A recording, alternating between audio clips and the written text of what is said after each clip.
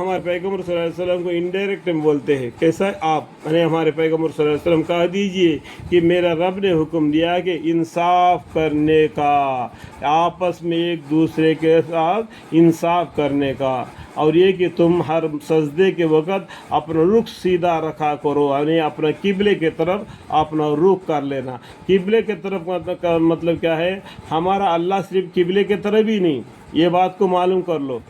अब हम लोग मस्जिद में नमाज के टाइम पर किबले की तरफ मुंह करके नमाज पढ़ते हैं, तो हमारा एक तरीका है, हम कहीं भी हो किबले की तरफ मुंह करके नमाज पढ़ेंगे तो सभी आदमी हम मुसलमान एक तरीके के होंगे। तो क्या हो गया, हमारा अल्लाह एक है, हमारा कुरान एक है, हमारा तरीका एक है।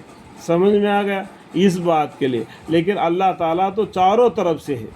हमारा एक हुक्म है, हम सब मिलकर एकता में आ जाए।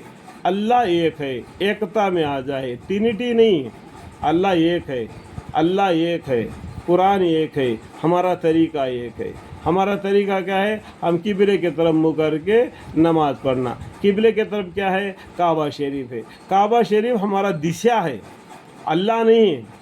हमारा एक दिशा है जिसकी तरफ हमें मुँह करके नमाज पढ़ना है, वो अल्लाह नहीं है। काबा शरीफ हमारे लिए एक दिशा है। समझ में आ गया, सीधा रखा करो। और इसके यानी अल्लाह ताला का इबादत इस तौर पर करो कि उस इबादत को खालिस अल्लाह ही के वास्ते रखा करो। अल्लाह का इबादत किस लिए करना, सिर्फ अल्लाह को राज़ी करने के लिए करना। दुनिया वालों को दिखाने के लिए इबादत नहीं करना, वो रिया हो जाएगी जिसमें शिरक बन जाएगा। समझ में आएगा। जिस तरह तुमको अल्लाह ताला ने शुरू में पैदा किया था, इस तरह फिर तुम दोबारा पैदा होंगे। शुरू में कैसा पैदा किया अल्लाह ताला ने, मिट्टी से पैदा किया। उसके बाद में तुमको कैसा पैदा करा, इसी मिट्टी से मरने के बाद ज़मीन में जाओगे और दोबारा सूर फूंका जाएगा, तो दोबारा इसी मिट्टी से पैदा हो जाएंगे। इससे पहले भी एक आयत आया था और सूरह ताहा की आयत भी मैं पढ़कर आपको सुनाया। बाज़ लोगों को तो अल्लाह ताला ने हिदायत की है और बाज़ हम पर गुमराही का सबूत हो चुका है। यानी बहुत से लोगों को तो हिदायत मिल गया इस कुरान के ज़रिया, पैगम्बरों के ज़रिया, और बहुत से लोग आपने गुमराही में पड़ गए शैतान के वसवास में आकर।